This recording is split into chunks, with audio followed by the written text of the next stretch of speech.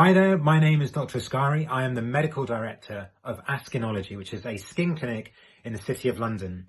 Now, today I'm going to be doing 3 videos for you. The first is basic skin anatomy, how it works. The second video is going to be about general skin health and something I call the skin gym. And number 3, I'm going to be inviting you guys to take part in something that me and my staff are doing, which we're calling the 30-day pad challenge. Now, it's important for me to kick off by saying, if you're watching this in the future and wondering why I'm looking so hairy, it's because we're in day 23 of the COVID lockdown 2020. I've not been to the barbers for 3 weeks and I'm growing a bit of a beard. My wife says that I look like someone different and she quite likes it, which I'm not sure is a compliment, is it? So skin is really super complex. Dermatologists spend years and years of their life understanding how the skin works, but I'm going to try and roll it up for you in just a couple of minutes in the most basic language I possibly can. The skin, as far as we're concerned today, is really made up of 2 distinct parts. The epidermis is the outermost covering of your skin. This is the bit of your skin that interfaces with the environment every day. And the second layer, the deeper layer, is called the dermis. The epidermis is like your armor. This is the layer of skin which provides you with protection from the outside world. And I like to think of it as having a really special protective jacket. So your epidermis protects you from heat, it protects you from radiation, the most common, of course, being ultraviolet light, which comes from the sun. It protects you from chemicals and toxins. It keeps bugs out, all the bacteria and other microorganisms that we don't want inside our bodies. It also protects us from trauma, from knocks and bumps. You know, when you're young, you could brush up against a wall and you'll just have the smallest of grazes. But as you get older and your skin weakens, doing the same thing might actually result in a big cut in your skin. So the epidermis, like I say, is your armor. And think of it like scales of an armadillo, all placed on top of each other, interlocking, with the top scales flaking off as that dead skin comes away, being replaced with new, fresh skin cells from underneath. Apologies. One thing I have missed out. The other thing your epidermis does is it provides you with your water protection. So we are sitting in skin that basically protects us from water also. And that's because we've got oil on our skin. And it's like wearing an oiled or a waxed jacket that gives you that water protection. And you know, a really good way of seeing this or telling your kids when they're in the bath is if you soak in the bath for too long, we all know that the soles of your feet and the palms of your hand become wrinkly. And why is that? It's because they have no water protection.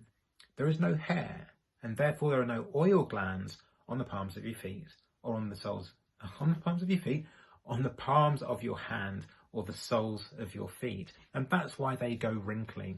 So it's a really good visual reminder of what our skin does for us. One layer that many of you will have heard of, and I think is important to know about, is the topmost layer called the stratum corneum.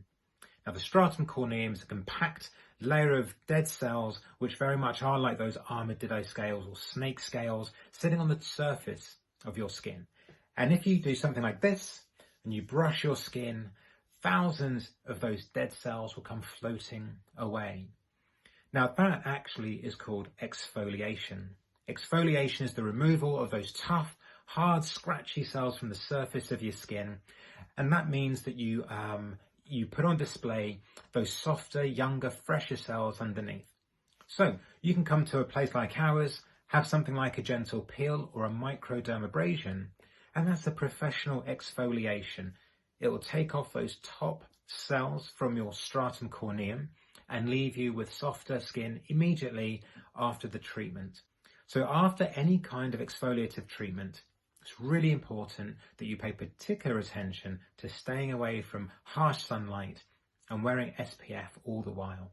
And you know what? You should be wearing that SPF every day anyways. Now I'm going to go on to talk about the dermis.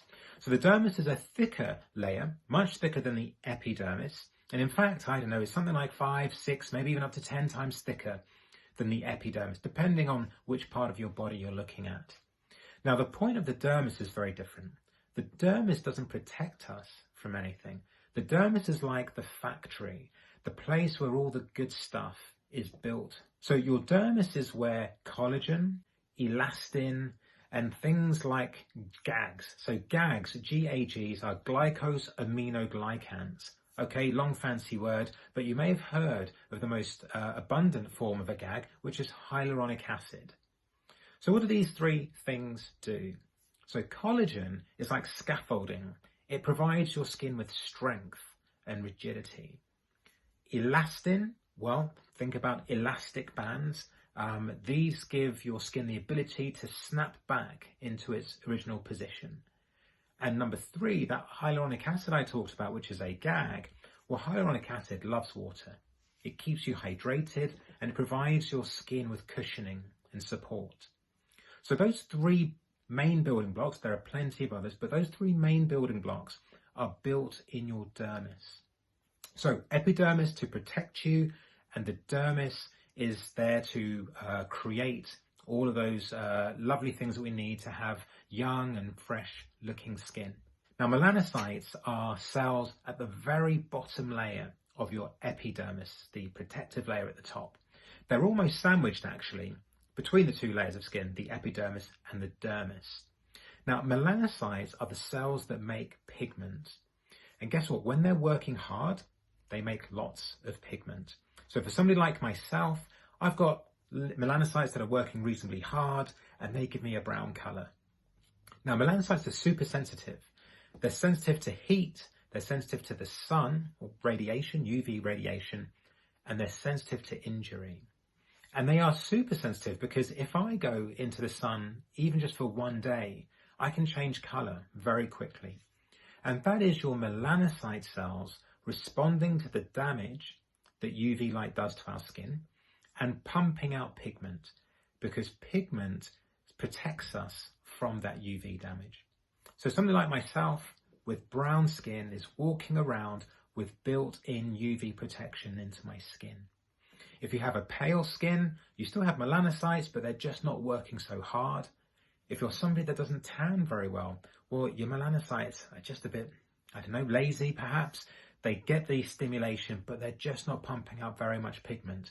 And so those people who don't have the pigment are not getting great protection from the sun. And those people in particular need to be protecting themselves from the sun with good SPF.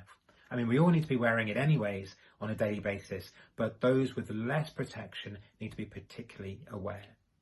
So listen, there's plenty more that I could be talking about. Like I say, the topic of skin is a very long and detailed one, but I just wanted to spend a couple of minutes giving you some basics of skin anatomy and function, and then hopefully you'll be interested enough to watch my next video, which is going to be about general skin health and something I call the skin gym. So till then, see you later.